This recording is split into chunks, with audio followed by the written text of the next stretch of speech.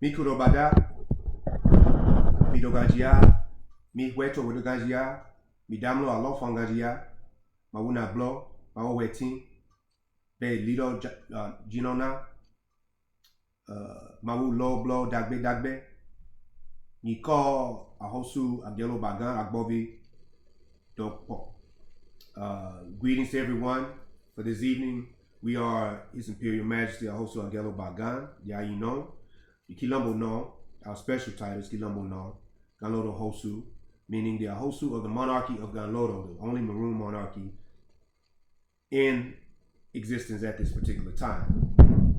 The only African monarchy that follows a maroon type of philosophy. Our contact information is in the description of the video. We're making this video in order to speak to those that have concern and those who are a little confused about what we're up against. We're not talking about necessarily directly the coronavirus or whatnot. But we're saying this in the wake of many African people who now are the number one carriers of the virus, and number one showing symptoms, number one dying when they didn't have it at first. This will ring true. And it's one reason, amongst a few others, that we entitled this video, the host, the Enemy-Parasite, the host, chaos, and the true and authentic human being. Bat talk is called, is the true authentic human being in the Agile language.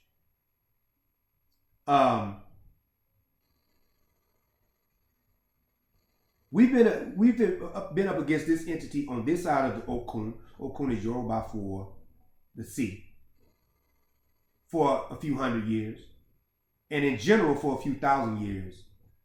This entity manifests in what looks to be a human form, but it is not human. The form that is carrying it out is not human, and the entity obviously is not human. This is a deeper thing, and this is what we need to understand if we are really going to defeat this enemy that many of you watching this video, agree that we have. So this was inspired once again by well, for years we've been talking about the concept of the parasite and the host. Hence, we wrote about it in the Kilombo paradigm, maroon sovereignty through Vodun culture, right? We have a section in there that talks about that. We may even quote that book before we get off of this video. So we've been talking about this for many years. But it's partially inspired by the neglect that New Africans are doing, or have done and are doing in relation to this virus, and now they're catching it very bad. A virus that was not brought here by them. They did not have this virus at first. And also by this movie called, believe it or not, Venom, right? So let's get to Venom real quick. We got a few notes here. So in the movie Venom, this guy, and once again, a lot of you are already going to know this because you may have read comic books back in the day. We didn't do the comic book thing. We were more into model cars, playing chess, football, baseball, basketball, eventually track or whatnot. But when we were younger, during the comic book era, I guess, comic book time, we were more into outside sports and whatnot. When we read, it wasn't comic books. We learned about these comic books more so from the movies, believe it or not. Like the whole Spider-Man thing, they had one of those Spider-Mans where the Spider-Man is dark. He's like all black, and he's supposed to be this evil Spider-Man. And is because he got bit by the same venom that we're talking about from this movie that we saw, you know. So we were late on the game. We were telling people about it, and they were like, "Oh yeah, I read that in the comic book," you know. So we're a little late, you know. We find out through the movies, you know. So in the movie Venom, this guy, he gets bit by this extraterrestrial, whatever it is. We still not quite sure what it is. But the point is made in the video, in the movie, we thought it was a good analogy to talk about what African people are up against. Even though we've written about this already in Kilombo Paradigm, and we've talked about it briefly in the past. So this foreign entity, so keep that in mind, this is from the outside. This venom comes from the outside. Gets in this guy some kind of way. It gets in other people, but the star of the movie gets in him. And we're using the star of the movie for a reason. So it gets in him. And when it manifests, it takes time to incubate and start to do its thing. And then when it manifests as this monster, meaning it doesn't look like that person at all. It's this monster with all these teeth, and it actually eats people. Go figure. Anybody that know where I'm going with this, go figure.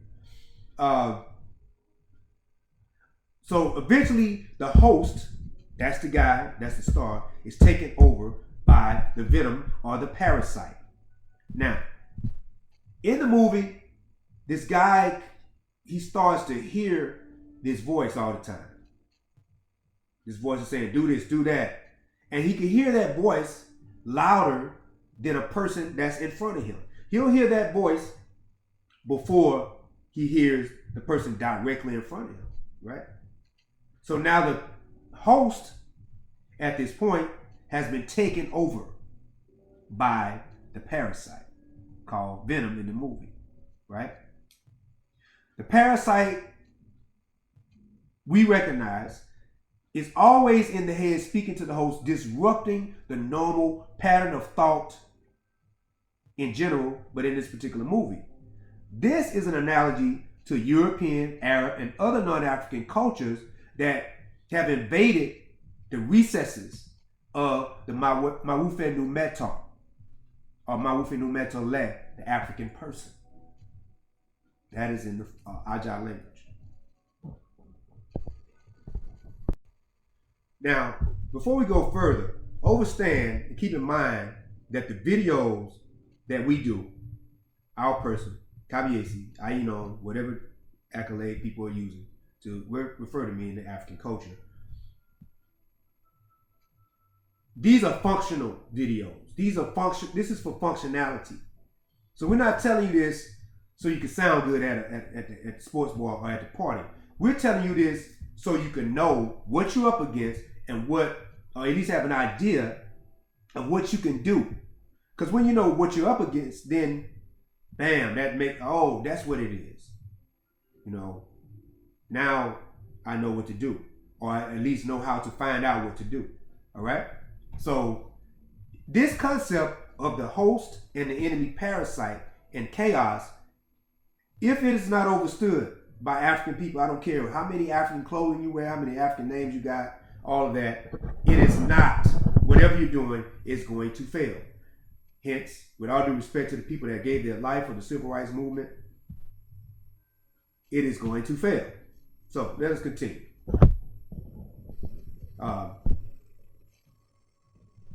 Now, the interesting thing, using the movie, interesting thing is the parasite eventually convinces the host that it and the host are one.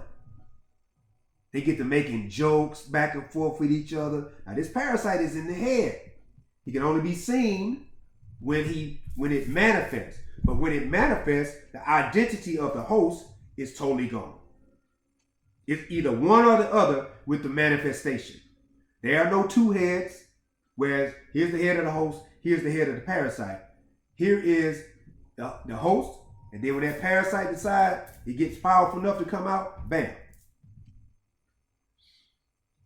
So it changes the structure of the mind, and often sometimes the spirit. The parasite is always able to speak to the host and have the host to believe that it's making its own decisions, right? This is the power of that kind of parasite. This is the vulture parasite. And the vulture parasite is always pressuring its host to either be let out so it can speak, or for the host to speak on its behalf, making the host believe that the host is saying its own words. I'll say that again. The vulture parasite is always pressuring the host to let it out, right, and manifest or speak, or for the host to speak on its on its behalf. And oftentimes it's better for the host to speak for the parasite, especially in the case of African people and the infection of non-African culture and religion. And in our case, in the United States of America, and we know other people are watching this around the world, but speaking directly to people, African people in the United States of America, is Yovo. For the most, European Yovo, for the most part. If it's not the European Yovo, wherever you're at, it's the Arab Yovo, the Arab non-African. It's infectious disease called Arabicism, Arab culture, and Islam is religion. It's handmaiden, if you will.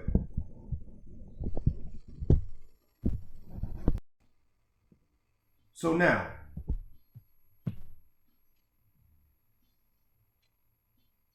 this is the relationship, the parasite and the host. The parasite is the non-African. The host is the African. The regular word for parasite in the Aja language is nu-du-nu, right? A thing that eats off of you. That's what that means. The parasite that we're talking about is called jodoji.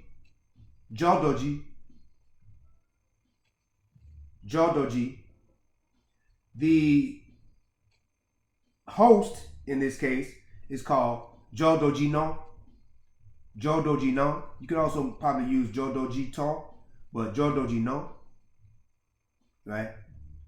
When you add, so jodoji is actually a parasitic plant that grows on trees. It takes over trees.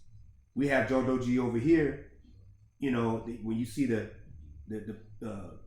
plants that climb up the sides of houses and climbs up trees and like kill certain trees, that's jodoji, ama jodoji.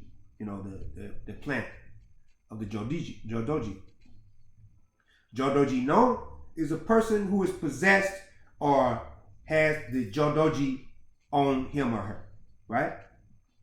So, if anybody's concerned about spelling and all of that, that'll mean you're really interested in this. Then you'll contact us at ekaabokilombo@gmail.com.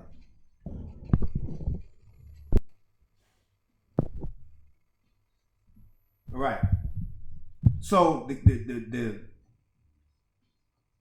in general, the position now, as it stands in the world, we look at China taking over, basically has taken over, we can maybe say a little unofficially, taking over Mawufe, Africa. The French and how they have the French-speaking African countries indebted to them and whatnot. These Africans are Jodoji now. And of course, these other non-Africans we just mentioned are Jodoji, right? They're the parasite. It must be understood that the parasite can only live through the host. But the host has to know that it's being used as a host. It's just like a lot of people don't want to acknowledge or realize that they're African. You know, you got to first realize what it is if you're going to defeat this enemy. First, you got to recognize, too, also you have an enemy. And that's another problem. Now, the already pre-parasite Jima Plum This is the Gmaplon. Gmaplon. That's in the Ajah language. That means one badly born, right? This is the self-inflicted. We said pre-parasitic. So before the parasite came to Africa, before it came to Mawufe, before it came to us, we had a bunch of Gmaplon who were pre-parasitic already. They were parasitic in their own right, ripe to be infected.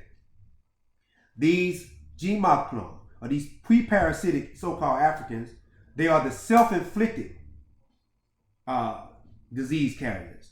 They are the captive traders. They are the ones that ran out there and captured your ancestors to sell to the parasite. They are also the reincarnated so-called slave trader that we see today in the Kroger, up the street, in the Winn-Dixie, in the Piggly Wiggly, in the mall, in the museum. These are the Gmaplon, who are the conduits of the outside parasite. Remember, in the movie, in Venom, the parasite came from a whole other galaxy, we believe, right? Definitely another planet. That's what the parasite is. It is something that is not natural to you. It has to come from the outside and infect you and make you think that it is natural. There's an ant there's a parasite rather in South America, and they're parasites to this specific type of ant. And so what they do, they bite a hole in the ant don't even know it, and gets into the abdomen of the ant. The ant goes around for a few days. Next thing you know, the ant stops moving. Then you see all this stuff growing out of the ant. That's the parasite. That's the parasite. The parasite successfully overtakes that ant, and the ant doesn't even know it, and the ant is out of here. This is what's happened to African people around the world. But we focus on the United States of America because the ancestors and the deities have commissioned us with the custodianship of African culture. This is a fact. People on the continent, they've given up their birthright to be custodians. Now we have to lead them. Well, we don't have to lead them. They have to follow us, put it like that. And if they don't, we keep it moving. So, the pre-parasitic Gmaplon among the hosts, they will be exponentially infected in relation to the rest of the people being infected. So if you already got the nature of the Gmaplon in you, the parasite is coming. Parasite is trying to come, it's coming. It's trying to come or coming. Gets in you. If you Gmaplon, if you are basically a Gmaplon is one who is hell-bent on destruction, especially of his or her own people. Whether it be through a material thing, whether it be through selling drugs, whether it be through anti-African sentiments, anti-African thinking, anti-family thinking, which is anti-African. That's the Gmaplon, right? They are extra open to the parasite, right? It's like an immune system, you know, immune systems and diseases. Diseases are going to attack regardless. It's a matter of how fortified your immune system, how you come out of the situation.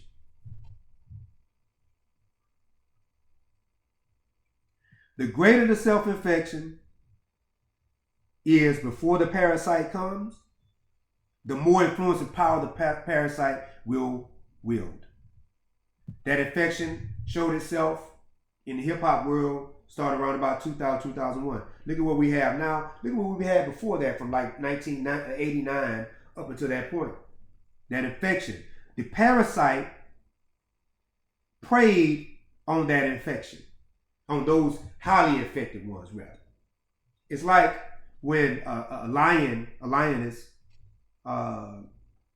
chases gazelles or whatever they chase, they want to do less work as possible to come out on top and not be hungry. So they target the sick, the old, the slow ones amongst the pack. That's what they target. You notice they'll be right up on a pack or a herd or whatever, but they don't just randomly go at somebody. They hone in on one of the animals that they recognize got a limp, slow, or whatever. This is the enemy parasite. It's a small thing, but it's able to become a big thing due to the self-degradation, the self-infliction that may have been going on before that.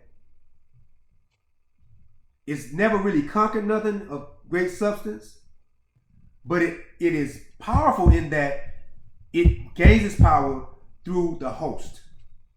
If it was not for the host, it cannot operate and it would have to fizzle away.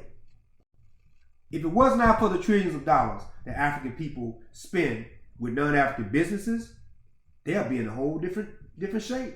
That's why these businesses want to get back in shape, get back on. They're not gonna say it like this, but black people come in buying all this jewelry for no reason at all, and this designer, these bow ties and all this designer stuff for no reason at all that don't even reflect them. They ain't coming no more because of this virus. This virus thing need to get out the way. That's what they say.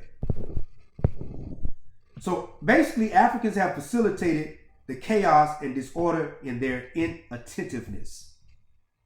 The chaos is called in the Vodun tradition and in Aja culture in general, Agbovi. That is the entity chaos. You have the enemy parasite. You have Agbovi, the entity chaos. The entity chaos is much older than the enemy parasite. The enemy parasite is a new thing, a small thing. Yovos, Arabs, Chinese. The entity chaos is something more ancient. And it has found its way, perfect way, to make the non-African, the non-human, Yovo, Chinese, Arab, European, to work for it. In that, Agbovi works through the non-African, and the non-African becomes the parasite at that point. So we're going to wrap this up. The foremost issue in this with our people is the incomplete comprehension and apprehension of the order and structure of what we call Hwando in the Aja language, Hwando culture. We have to recognize the enemy parasite and the entity chaos in any form that it comes, whether it looks like us or looks like them. Any accommodation at this point in our history of the enemy parasite is detrimental and will be perpetually enfeebling and humiliating to us as a collective. And of course, withdrawing most often the protection of the Egoin La, the great ancestors. The true Betar, the true authentic human, does not allow themselves to be fed on by the Yovo, Jodoji. However, those that remain in that state become prime feeding for the Jodoji. Jodoji, the parasite, the one that crawls and takes over. That's what that is. The one that crawls and takes over. Right now, many of our people are being taken over by this Jodoji enemy parasite.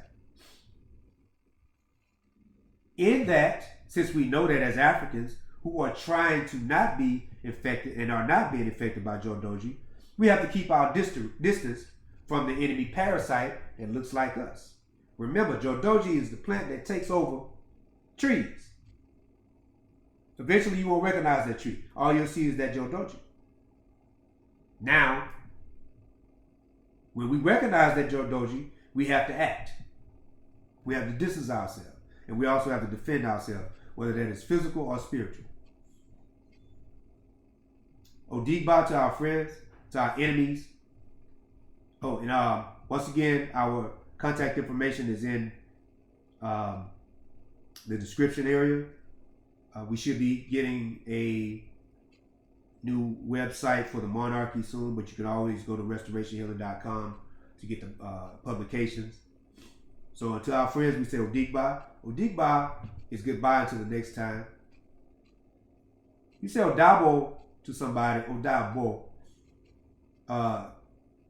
to somebody, so it means goodbye until the return.